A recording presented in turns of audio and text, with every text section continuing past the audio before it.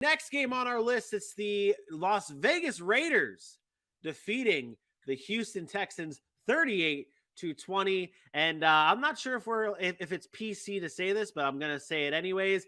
It was a battle of the dogs, dog fight in Las Vegas between two running backs here, Damian Pierce, Josh Jacobs. Here, these two guys, they were just dogs Hey, all over the place. hey, I mean, these are two of my better takes. I told everybody Damian Pierce in the preseason, one run, I said, that's my boy Bainbridge, stand up. Bainbridge, stand up. He's coming. I don't know. And then the first game, they played Rex Burkhead like it was oh, yeah, we're going to get Rexy somewhere. Now get the hell out of here.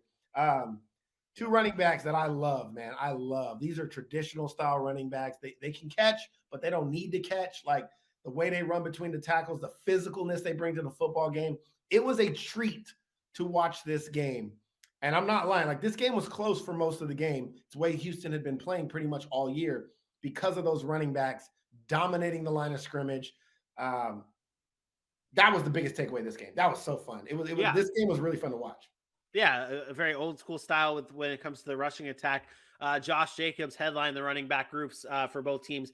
20 carries, 143 yards, 3 touchdowns for Jacobs. Since 2010, Josh Jacobs is right up there with Derrick Henry and Adrian Peterson for most consecutive games with 140 plus rushing yards. That's good company to be up there with Derrick Henry and Adrian Peterson. The last 3 games for Josh Jacobs has been truly phenomenal. 23 carries per game, 147 rushing yards per game, 6 total touchdowns in those 3, averaging 6.4 yards a carry. He has been exactly what we hoped and what we thought for Josh Jacobs, especially you thought for Josh Jacobs at the beginning of the season. And this is the key for the Las Vegas Raiders, right? This is what we talked about at the beginning of the season, where you come in, you have that preseason that they had where Josh Jacobs was taking care of business, or not Josh Jacobs was taking care of business, but they were getting the feel for that rushing attack, and we're like, okay.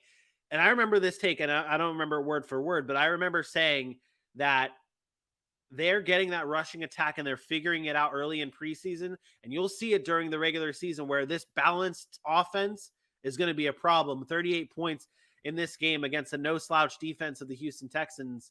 I mean, this is it for the Raiders, right? Yeah, the Raiders have to run their offense through Josh Jacobs. And it's so funny because people don't want that to be the case. Everybody wants to have Patrick Mahomes, Josh Allen, and that's great. You don't get that. Like, there's only those guys are one of a kind. You have a good quarterback in Derek Carr. You have an all-pro Hall of Fame receiver in Devontae Adams. But the staple, the thing that's going to make this thing go is the ability to run the football. And you have a dog in the backfield to give the ball to, and they finally are starting to do it. There is no coincidence. It's not a coincidence. This is an actual fact as to what is happening. The Raiders have now won 2 of 3 games. The only loss came against the Chiefs in that barn burner 30-29 defeat, which easily could have been a Raiders win. Why is it that the Raiders are playing better now? Go look at the rushing numbers. Go look at the carries of Josh Jacobs. It's not like a coincidence that it's happening. The first 3 games of the year, he went 10 carries. He went 19 carries against Arizona, and they blew that lead. He went 13 carries against Tennessee. Loss. Comes back and goes 28, 21, and 20. 20 carries or more for Josh Jacobs has resulted in 2 out of 3 wins and possibly could have been a third against one of the best teams in football. There is no coincidence why that's happening. Lean on the run game. This is what you guys need to be. And then focus on everything else after. It makes Devontae more dynamic. It makes Carr more dynamic. They're doing it without Waller. Hunter Renfro's better. Mac Hollins making big plays because of it. Starts with the run game. Super impressed. And I told you, this might be the 1-4 team that comes back and makes the playoffs. Yeah, I'm very glad we had that conversation on Thursday or Friday when we previewed this game, talking about how the Raiders are that team that could go up there in history with the other teams that have managed to find a way into the playoffs after starting with 1-4. I want to bring something up, and I wanted to touch on it earlier with the Christian McCaffrey, with the Ezekiel Elliott, and now with Josh Jacobs. Because I think the running back position in general is a different position it is now than it was when like Emmitt Smith played. who could play 16 years in this league. Like, it doesn't happen anymore, right? And all the conversation this week was talked about durability of Christian McCaffrey and injury prone. And I keep posting things on Facebook like it boggles my mind how we call these running backs injury prone after tearing an ACL for one season. And you're trying to get back and maybe you miss 20 or so games a season and a couple of games in the next season. And we call them injury prone. And I have a question to the football community.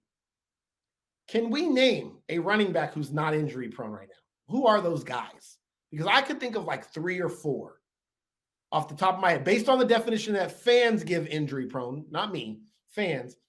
Do we have a list of guys who are not injury prone? I can think of maybe 4, maybe 5 guys. And there's only one real guy. There's only one guy. There's only one guy in the NFL that I look at and say, the only player in the NFL that's not injury prone, and that's Ezekiel Elliott. The only one.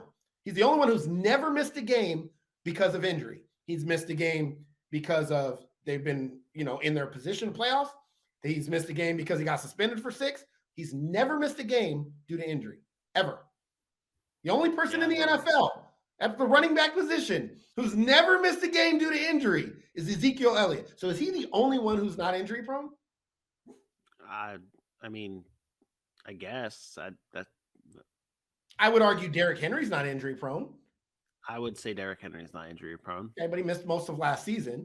Yeah. So is it just one season? Are you allowed to just miss one season? I think determining if someone is injury prone is a pure opinion based thing, unless you want to talk about the numbers. I know there's one site out there that actually has the percentage of injury chance and stuff like that. Josh Jacobs is not injury prone.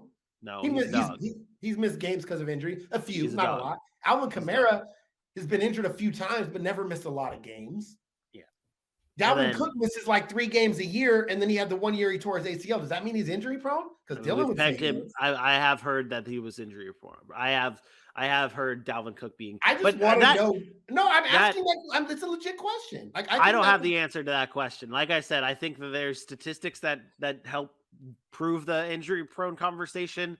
But in reality, I think people are very quick, and I think it's an easy cop out. To say someone is an injury or peg someone as an injury prone back. But either way, let's not discredit the 2 running backs that were featured in this game, and Josh Jacobs and Dameon Pierce. Absolute.